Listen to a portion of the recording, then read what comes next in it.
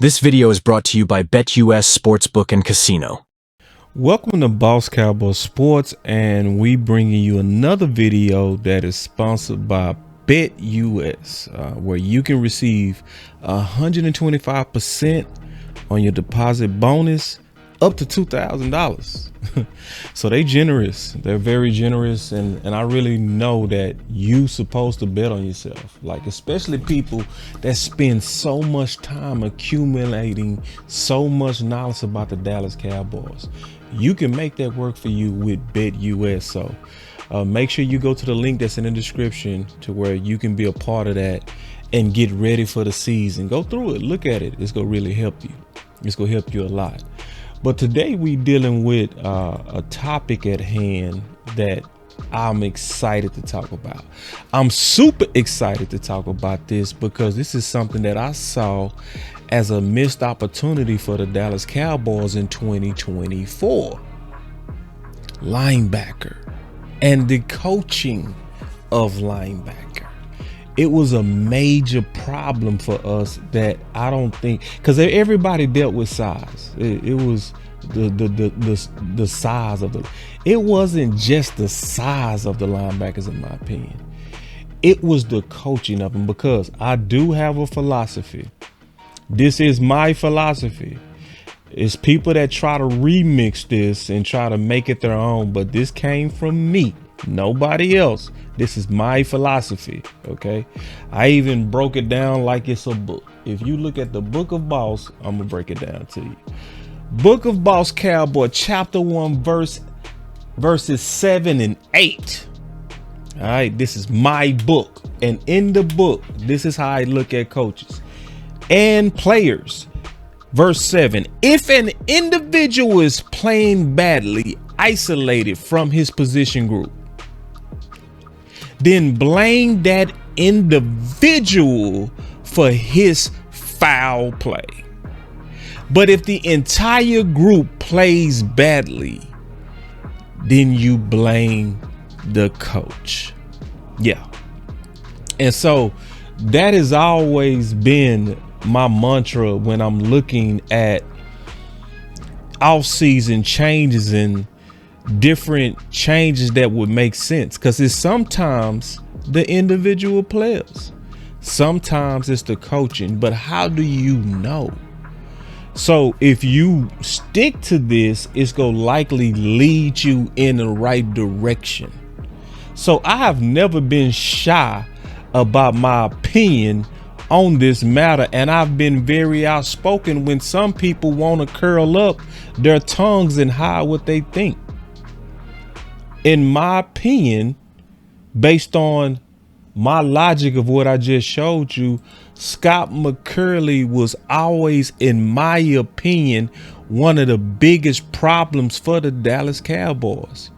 He was Mike McCarthy's guy. He's a guy that came over from Green Bay, and he didn't have much experience, and Mike McCarthy was allowing him to grow under the Dallas Cowboys. And in my opinion, his lack of experience was shown through the players.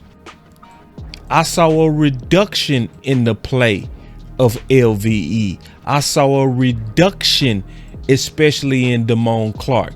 Damone Clark was known and developing a reputation under Scott McCurley of being out of position and looking frankly lost. There's a problem when you have a guy that's undersized, never played linebacker, but that seems to have better instincts than guys who played the position for a long period of time. According to my logic, you have to focus on the coach. So then obviously there was an addition of Zimmer, right? And so Zimmer kind of showed me something. And if I look at the politics of coaching, when I look at the politics of coaching, sometimes I'm noticing a pattern.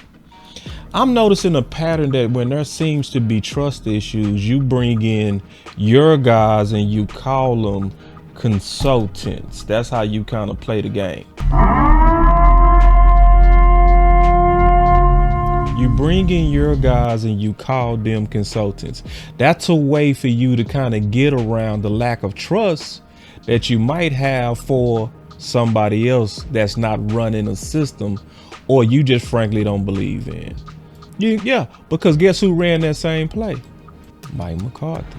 Yeah, he know that play very well, because see, it came out over time that he obviously didn't believe in the option route concepts, the no identity offense that was coming from Kellen Moore.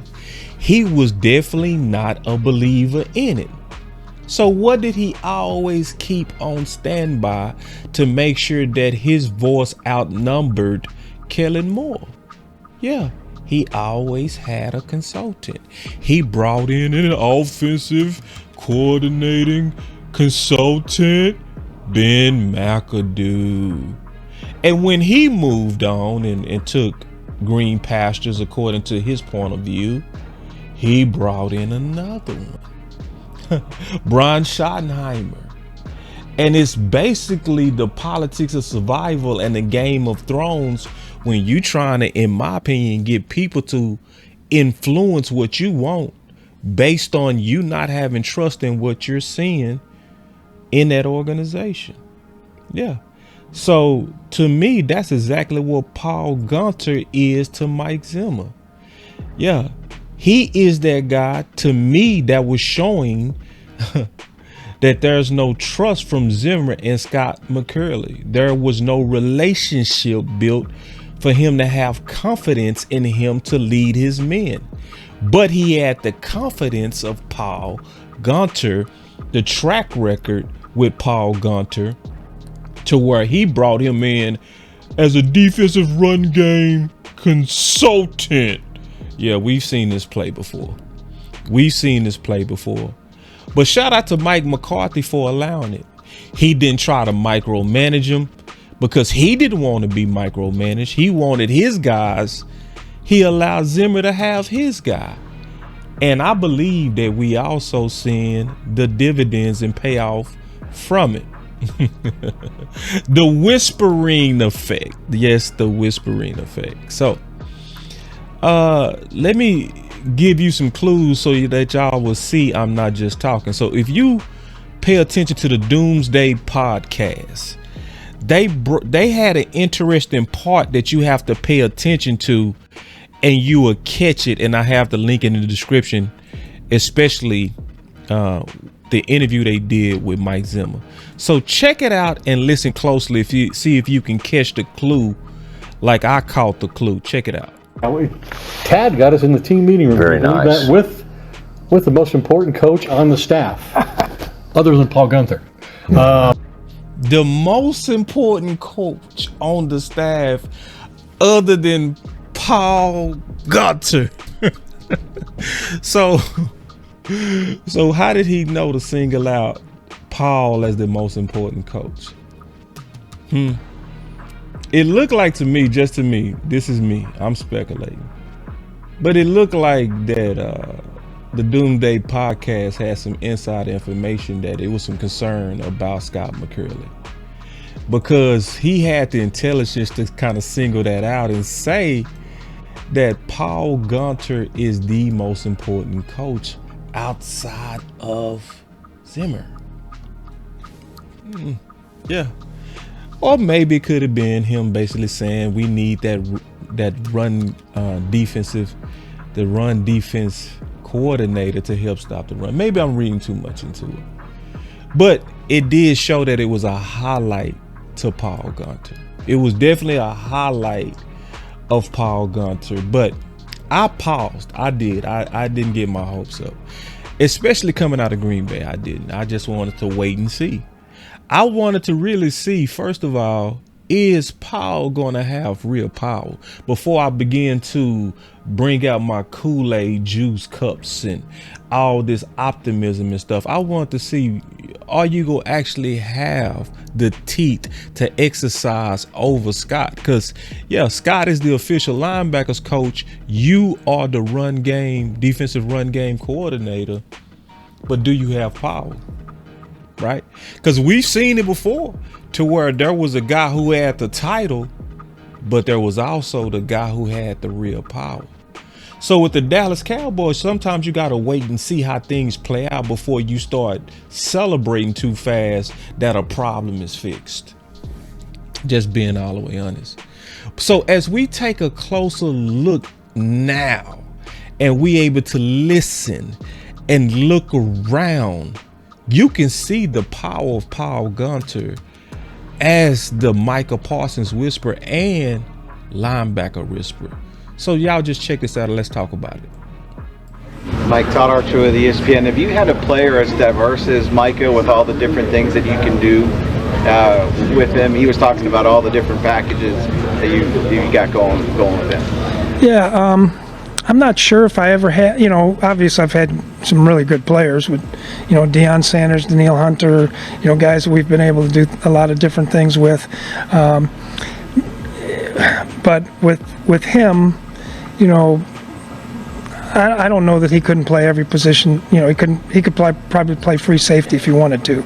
Now I don't want him back there covering pass very much, but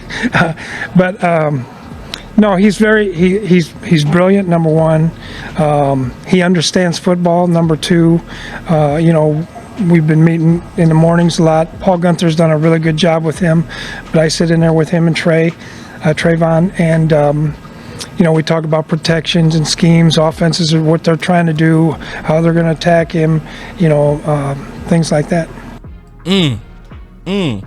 So I want you to notice the wisdom and intelligence of Zimmer and Paul Guenther. Notice the guys that they're doing a good job of making sure they meet consistently with. They're meeting with Trey and Micah Parsons. So what are they doing, in my opinion? They are trying to get their defense to mirror the leaders. They want their leaders to fully understand the defense, the emotional leaders of the defense, so it could also fall down to the people that they are responsible for. It's a very good job, in my opinion, because if you listen to Micah Parsons, you can see that it's already working. Yeah, has anybody explained that why to you on all the stuff, either at Penn State or earlier here? Nah, man, not like this. I would say Zim is definitely one of the more and most knowledgeable people I've been around, and same with Paul. Zim doesn't say a lot, but he says why. He's not a coach that's going to say, like, just tell you to do something. He's going to tell you something. He's going to tell you why he does it, why he does it and why it has a lot of success or things like that. Like, there's always a purpose behind what he says. So when he does speak, you actually really listen to it and you gravitate to it. Michael Vick at BetUS.com. Catch an incredible 125% sign-up bonus on your first 3 deposits plus 10% gambler's insurance. BetUS, my online sportsbook and casino.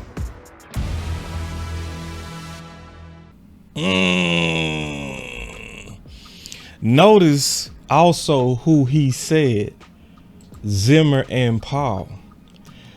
And listen, at this point, I want y'all to notice that you hardly ever hear from anybody how much Scott McCurley has taught me about football. You hardly hear from anybody. Did anybody notice, even back in the day, that Micah Parsons hardly ever speak or anybody about what they learned from Scott? You know who he usually brings up as the guy that he learned from? George Edwards. Yeah. You hardly ever heard Micah. This is the first time in a while that you can hear the excitement in learning football with his new coaching staff. You can see the whispering kicking in and the excitement in Micah Parsons. So if we looking at the Paul Guenther effect, this is another reason to be extremely excited. Extremely excited. Because see, I've been doing a lot of shows lately, right? I've been talking about the Dallas Cowboys protecting Mozzie. You got to check out that video. I did a video about Mike Zimmer bringing edge to the D and showing proof of that. Today, Stargaze and I are going to go into depth and answer the question, is the Dallas Cowboys defense better? And we're going to be honest. We'll be all the way honest. And this is another one to where this is not about serving people false optimism. It's about just measuring the Kool-Aid and not getting down on Green Bay, where you don't see that there are some real solutions happening right now. Some real quality solutions where you see the right people empowered, not like Mike McCarthy, where he had the title, but he didn't have the power. No, you seeing empowerment and you hearing it from your stars. So let's keep going. Has Paul become, I don't want to say just Micah's coach, but has he become like the Micah whisperer in any kind of way? What you want him to do and everything? Well, no, Paul coaches everybody, but he's had a what's the best way to say it? He's had he's been able to get to know Micah better than anybody, really. He went to his camp in Harrisburg, I think he said it was, so he spent a lot of time in the offseason with him as well. Has Paul become, I don't want to say just Micah's coach, but spent a lot of time with him in the offseason. So what's going on? What's going on? Huh? What wait. Why you doing all that? Why what you doing? Zimmer, Paul, what's the deal? Why you gotta do all this visitation and all this kind of stuff? Let me listen to that mic and see if I can get any kind of clues. Let me listen. I'm your own guy. Has Paul become like your guy? He was at your camp. He's been doing a bunch of Paul. He's at first I was just like, I was like, this guy just wants to. Wait. Hold on.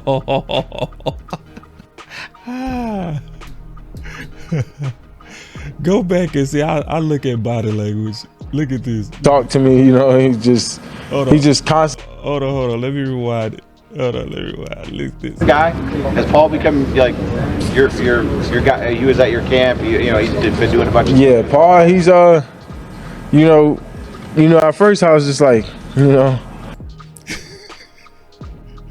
See, you gotta kind of understand Ebonics to understand, because he didn't really finish his statement, but the body language said it all. So you gotta understand, when you from a certain culture, right, and somebody look at you like this,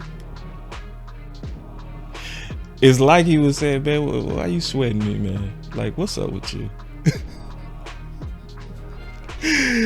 Man, Micah, I love it, man. Micah say, at first I was like,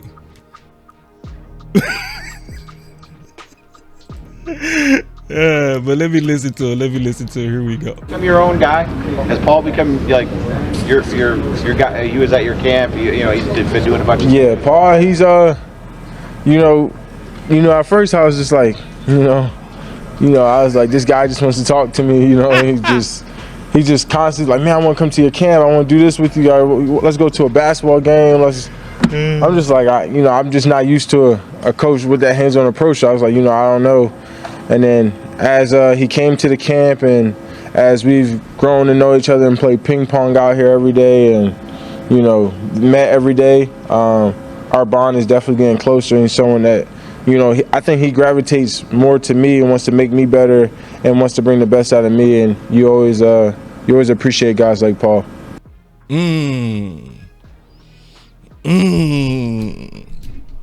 Why you doing all that, Paul?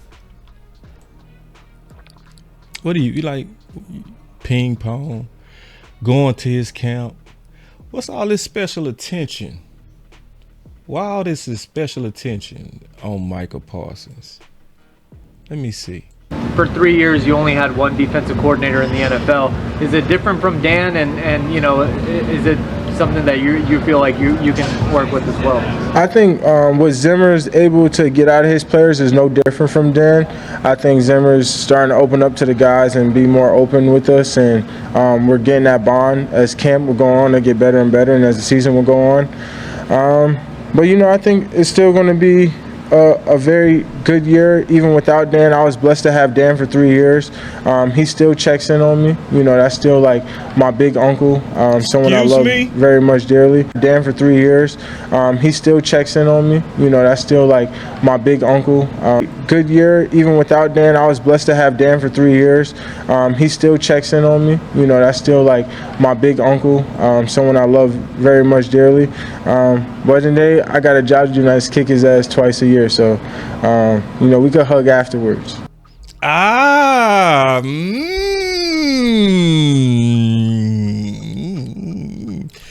think I understand why y'all showing so much attention. I see the wisdom in it, and I love it. Yeah. What would any wise man do when the ex is still trying to keep in touch? Oh, hell no. Oh, yeah, the ex is still trying to keep in touch.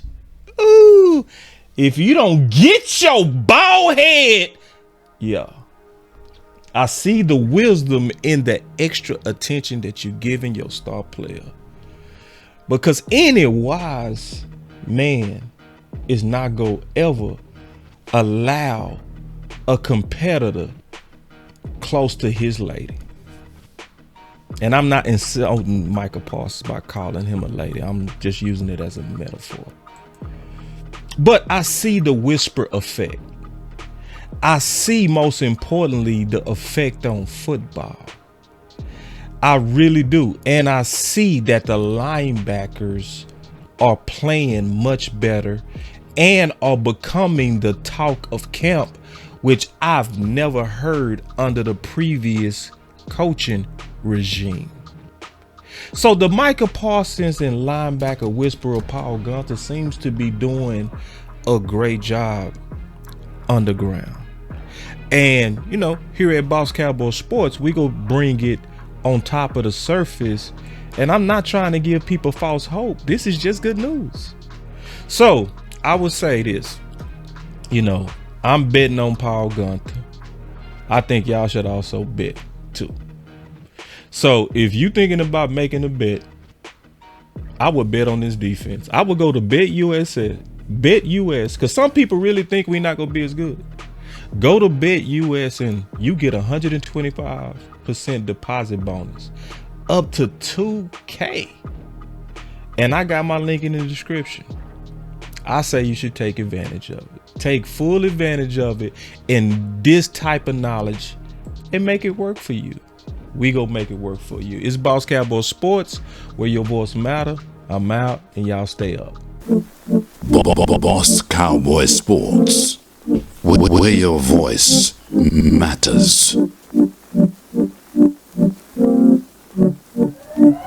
Love, moving too bossy, we don't tread softly, but not flossy, the streets that taught me, moving too bossy, we don't tread softly, but not flossy, the streets that taught me, I'm just trying to get my nigga paid. We came from Section 8, and I knew I was at since the 2nd grade.